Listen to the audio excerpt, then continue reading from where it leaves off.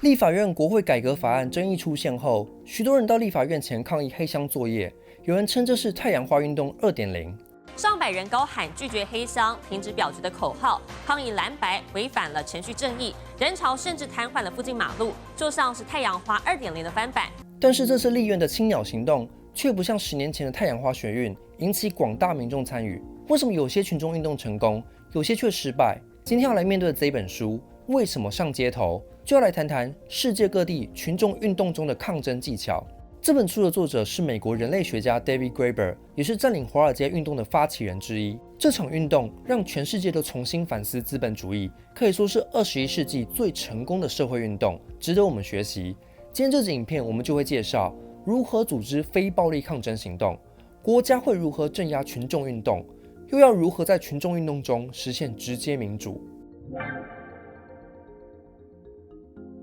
美国的占领华尔街，阿拉伯国家的茉莉花革命，法国的黄背心运动，还有台湾的太阳花学运，这些群众运动都有一个特点，都是人民渴望民主的理念，但却觉得被政府给背叛了。当今生活在民主国家的我们，时常感觉到一种矛盾：一方面，人们高喊我们要珍惜得来不易的民主，但同时，人们又认为民主只是4年选一次总统，选完后人们继续回去当奴隶。政治人物在选上后就各种跳票、贪污、弊案，导致很多人都认为政治是一个脏字。所以人们一方面拥护民主，但在日常生活中又不真的相信自己可以做主，反而是在群众运动爆发后，人们才终于感觉到民主实现了。要理解这种矛盾从何而来，我们就必须回顾历史。人们一般认为民主起源于古希腊，直到美国建国后成为历史上第一个民主国家。但事实上，美国建国元勋都是反民主的。美国独立宣言、美国宪法中没有一处提到美国是民主国家，因为在19世纪以前，民主其实是一个脏字，民主的意涵近似于暴民统治。早在美国独立前，就已经出现许多因为人民不爽而集结起来的群众大会，人人都可以表达自己的心声，这近似于古希腊的直接民主。美国独立战争也是以人民的名义，靠群众的武力才让美国独立出来。所以照理说，美国独立后，全体人民应该都有权参与政治。但是当时美国的开国元勋 John Adams 却说，不能在美国搞古雅典的直接民主，因为大规模民众集会会带来民主的恐怖。为什么这些开国元勋那么怕希腊式民主？因为美国建国后，许多的农民债务没有消除，爆发了好几场人民起义，要求取消债务，重新分配土地，还要给公民更大的民主控制权。当时宾州率先废除民主投票的财产资格限制，开始打造人民会议。这一系列的草根民主运动让美国的国父们吓坏了。John Adams 就说，如果所有事情都由美国900万的多数人决定，难道他们不会想要夺取少数有财产的人的权利吗？他们会要求取消债务，课富人重税，平均分配财产。这种民主是一种多数暴力，最终会消灭掉富人阶级。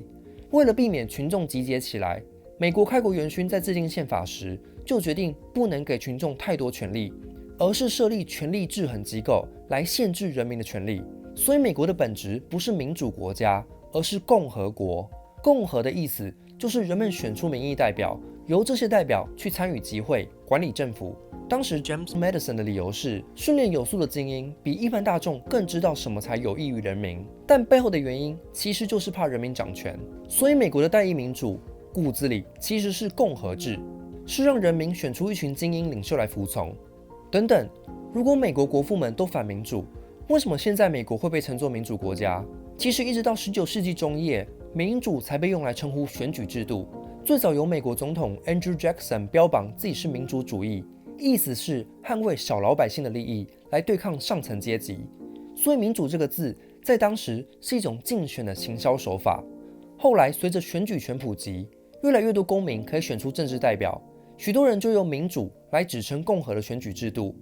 在一战后，西方国家开始传播一种观念，说民主就是让人民投票选出代表。这个政治创新源自于古希腊人，是西方的发明。但这种说法其实都背离了古希腊的直接民主，因为人民只能投票选出民意代表，而没有办法参与政治决策。相比之下，世界各地许多的原住民社会都有直接民主的传统，例如马达加斯加有村落会议，用来讨论如何化解纷争、分配灌溉水资源，或是美洲原住民有部落的直接民主，但却因为没有像西方一样的代议制投票，不被西方学者视为民主。后来人类学家研究才发现，这些社会的原住民不是不懂得投票，而是刻意避开投票，因为投票制是强迫少数服从多数，会带来社会分裂。多数决民主背后仰赖的是国家权力来执法，少数如果不服从多数，就会被惩罚。相比之下，美国独立前的群众会议、原住民社会的民主会议、古希腊的直接民主，这些人类史上早期的直接民主，都是人人可以直接参与政治决策。从这个角度来看，群众运动其实就是在复兴人类早期的直接民主，在当今已经腐败的代议政治之外，找出替代方案，不再仰赖投票、议会制度，而是用集体行动去实现一个让人民自主的社会。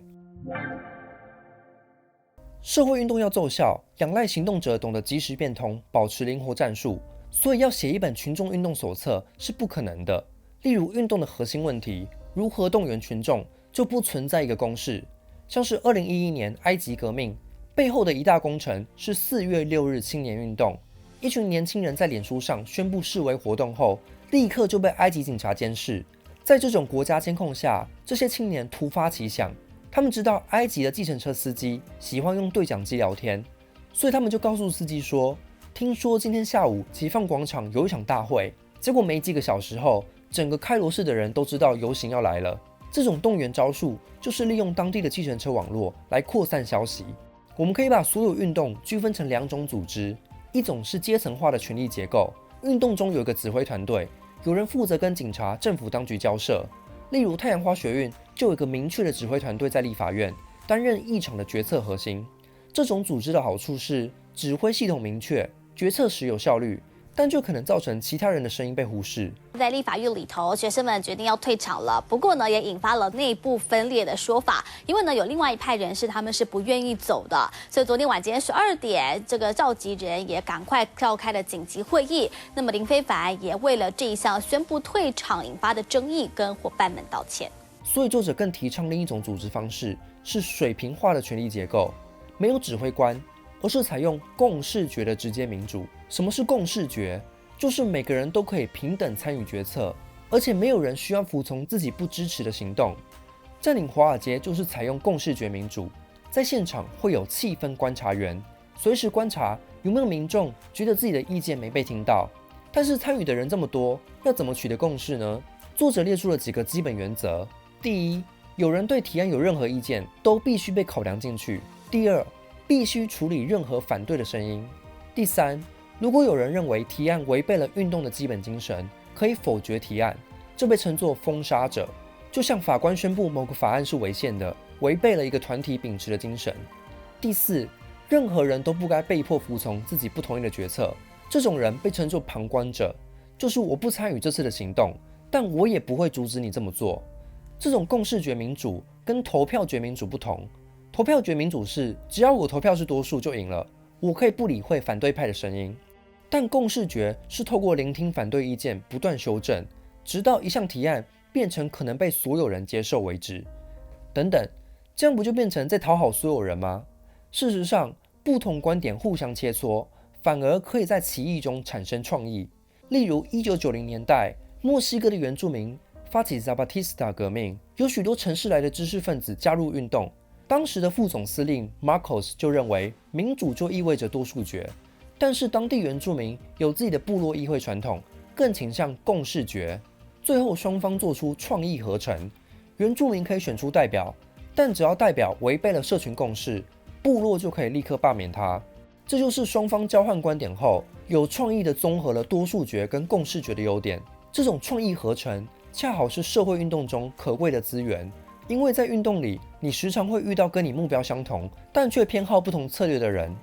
这种共识决组织曾经遭到女性主义者 Joe Freeman 批判，说这是无架构的暴政。共识决号称是水平式组织，但这些运动背后还是会出现隐性的领袖高层啊，像是架设舞台背后的组织团体，或是在舞台上拿麦克风的那些人。作者就指出，要避免运动发起人变成权力核心，就必须注意拿麦克风的引导者只是掌控给别人发言的时间，自己不能做提案。某些人可能会想出风头，当学运明星，这时就必须靠团体内部的人自我提醒，不要让想出头的人模糊了焦点，焦点应该放在达成运动的目标。黄国昌在镜头前面对反服贸议题，却又经常火力全开，电到名嘴哑口无言，被学生们封为战神。同时也要小心，在抗争过程，某些政党势力、组织团体会趁机渗透，因为各方人马都想要瓜分运动的成果，把群众带去他们想要的方向。例如占领华尔街，原本是由民众自发，但是一开始的群众大会舞台却被工人世界党给霸占，把现场变成他们的党团大会。所以作者一看苗头不对，就立刻找其他人转移阵地，才守住了这场运动，不被任何政党把持。在确立组织结构后，下一步就是展现各种抗争剧码，争取公众支持，让更多人加入运动。例如在2010年，英国民众发起反紧缩政策的运动，现场就集结了艺术家制作特殊漆弹，把水球里装入一些颜料，用来砸目标，这样既不会造成实质伤害，而且又可以呈现出戏剧化的视觉效果。或是社运人士在汇丰银行的银行大厅演讲，演讲题目是银行逃漏税，然后在警察来抓人之前就逃走。把这种展演拍下来上传到网络上，就可以达成扩大效应，让乡民感觉哇真热闹，我也要来参一脚，我要看到严惩罚。要让群众渴望参与，还可以发挥创意，想出让人朗朗上口的口号，取得运动的正当性。这被社会学家称为文化构框。例如在占领华尔街运动里，作者就想出了我们是 99% 的群众这个口号，暗指美国两大党都代表着1%顶层阶级的利益，我们这些被忽略的人民就是广大的 99%。这个口号一下就引起大众共鸣，让原本只在纽约的占领运动快速扩散到美国其他城市，最后全球各大城市都加入，变成全球性的反资本主义运动。我们刚刚介绍了群众运动的技巧，但是当群众运动发展到一定程度时，国家可能使出各种手段来镇压。回顾历史，各国在镇压民主运动的剧本都很类似。首先第一步是找出运动领袖，摧毁他们的道德权威。例如在太阳花运动开始后，就有人开始起底林非凡跟陈为廷的黑历史，用这些人的私德跟丑闻来打击运动的正当性。再来第二步就是造谣跟丑化运动本身，说这些人有暴力倾向。例如2001年西雅图 WTO 的反全球化运动，作者本人也有参与。没过多久，媒体报社就传出风声，说运动人士将会使用暴力，导致这些运动人士还要特别去跟媒体声明。最后，《纽约时报》才撤销了原本的报道。要镇压社会运动，还有第三招，故意制造群众混乱。2011年，埃及革命发生的初期，穆巴拉克政府就故意把罪犯从监狱里放出来，让他们到中产阶级的社区去闹事。在壮士111以后，当地居民就会产生一种感觉：你看，革命一发生，罪犯就来了。这些革命分子根本就是社会乱源。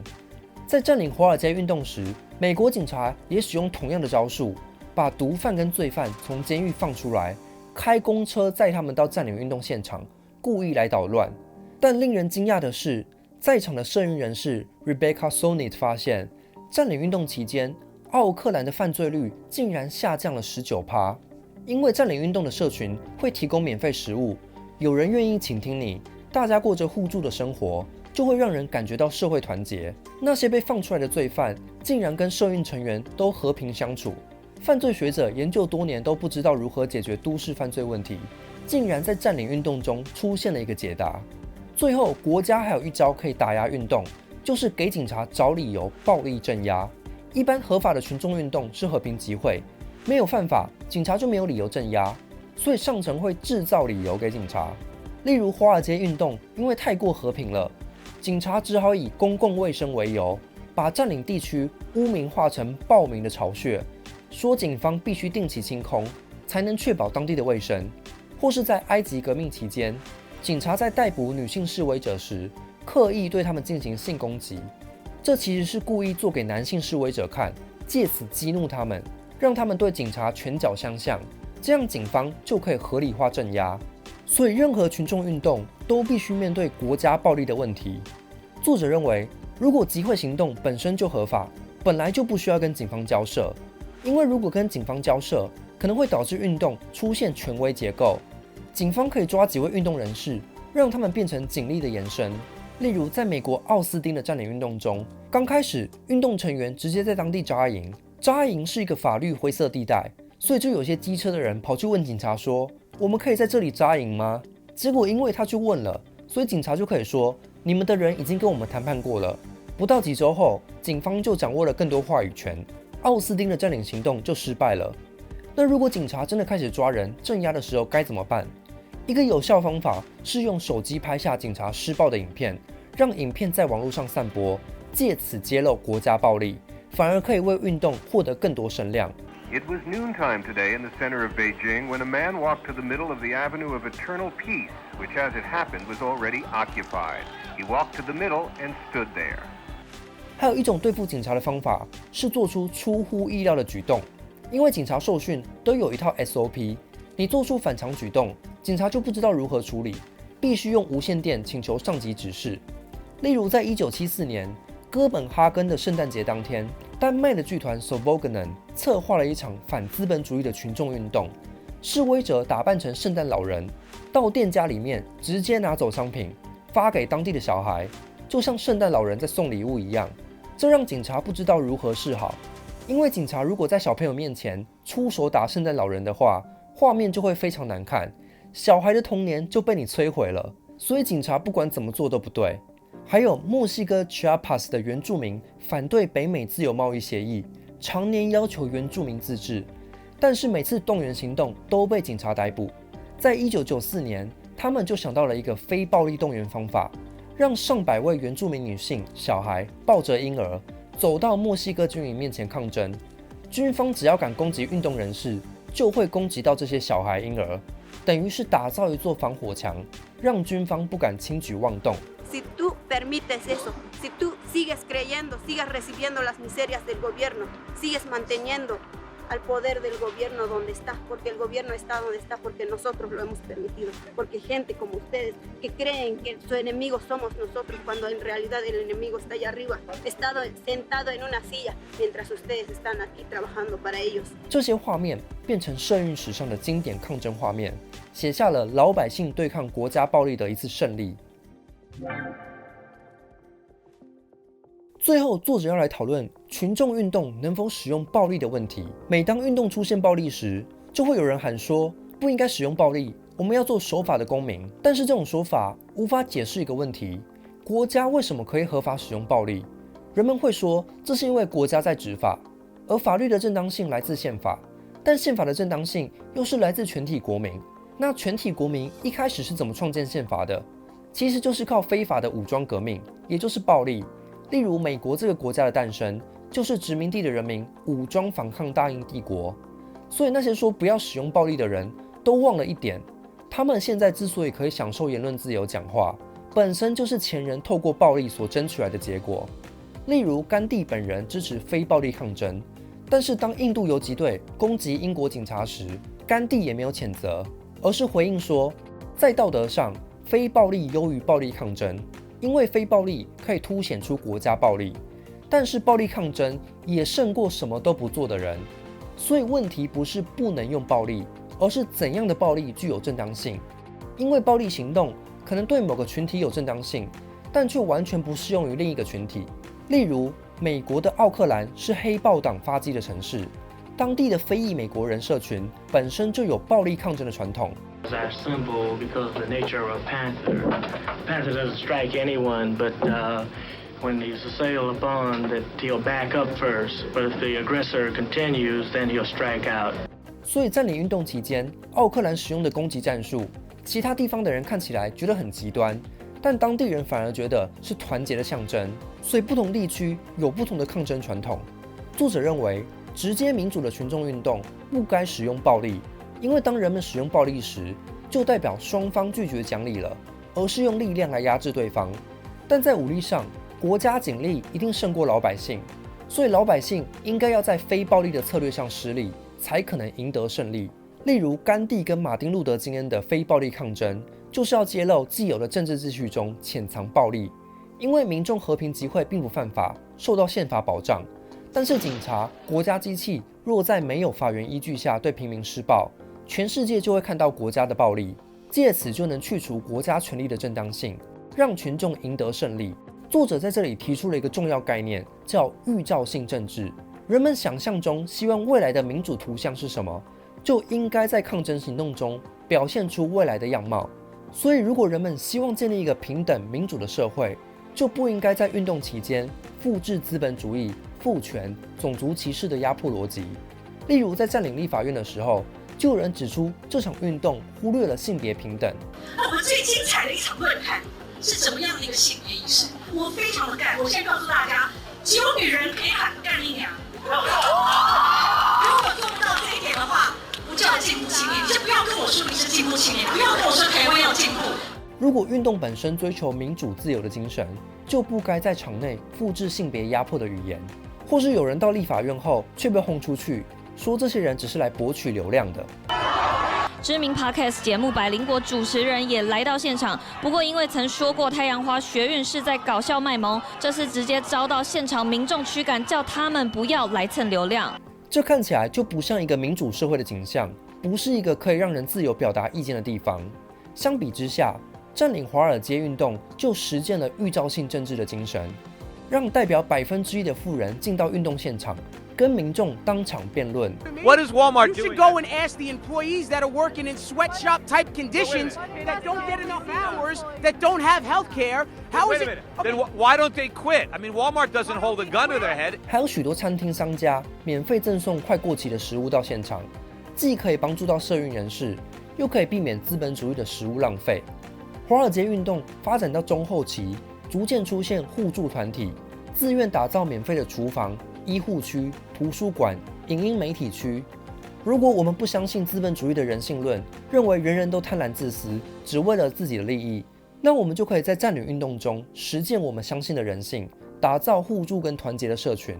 这种预兆性政治让直接民主不同于公民不服从。公民不服从把占领当成手段，目的是要求民主化，所以公民不服从的人士很乐意被逮捕，因为这样他们就可以在法庭上辩论，让当权者注意到体制内的不正义，进而挑战既存的法律制度。例如1995年，印度的农民协会砸毁当地的肯德基，抗议廉价的基因改良食品摧毁了印度农民的生计。砸毁店家是一场抗争剧码，让警察来抓人，这样行动者就可以到法庭上去控诉不正义的法律。相比之下，直接民主行动不是诉求当权者做出改变，而是直接在占领区实现民主的生活。行动本身就已经达成了目的。例如欧洲的反全球化运动，都会以砸毁肯德基、星巴克当做一个象征，来反对资本主义全球化。但是他们在行动后不会等警察来抓人，而是直接离开。这在公民不服从的人来看就很奇怪，抗议的目的不就是为了跟当局谈判？你为什么要逃走？但是对直接民主的行动者来说，抗议行动本身就是预兆性政治，是为了创造一个自由的空间。当空间被创造出来的时候，目的就已经达成了。占领行动本身就是在活出一个自由的样子，让世人看见自由的生活在任何时刻都是可能的。我们不需要等到当权者愿意跟我们谈判，才能实现民主自由。我们以往所理解的革命，都是要夺取国家权力才算成功。但是社会学家华勒斯坦就指出，在欧洲1848年革命时，全球50多个国家群起效仿，但最后革命分子都没有成功取得权力。那这代表革命失败了吗？并非如此。1848年革命后，世界各国开始妥协，让公民获取受教权。同样的，在1968年，世界各国掀起学生运动，反对政府的官僚体系，还有美国不聆听民意发起越战。这些学生并没有要掌控国家权力，因为国家权力本身就是社会问题的源头。这不代表68学运就没有成效。这些学运挑战了种族隔离跟性别歧视。在过去半个世纪，让女性、少数族裔的各种权益得到改善。回顾历史，我们就会发现，群众运动是创造民主文化的长期过程。如果只着眼于短期的立法，就会感觉没实现目标就等于失败。但是历史上真正带动人类社会往前的运动，废除奴隶制、劳工权益、女性主义运动、同性婚姻，都是耗费数十年才得到结果的。劳工、少数族群、女性、同性恋者应该受法律制度保障，这在我们当今已经被认为是常识，但在1个世纪以前都是非常激进的想法。群众运动就是这些激进的想法的根源，为民众打开一个民主创造力的空间，可以自由发挥自己的创意，去想象另一种社会秩序的可能性。当民主跟自由不再只是理论空谈，而是在街头上实际上演的过程时，革命就已经开始了。Doing too much. Can't answer there. Why? I think this is my duty.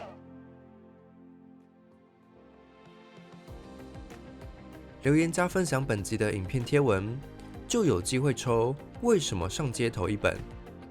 本集影片由频道会员赞助播出，也欢迎您使用超级感谢，或是加入频道会员，支持超级 Y 创作更多影片。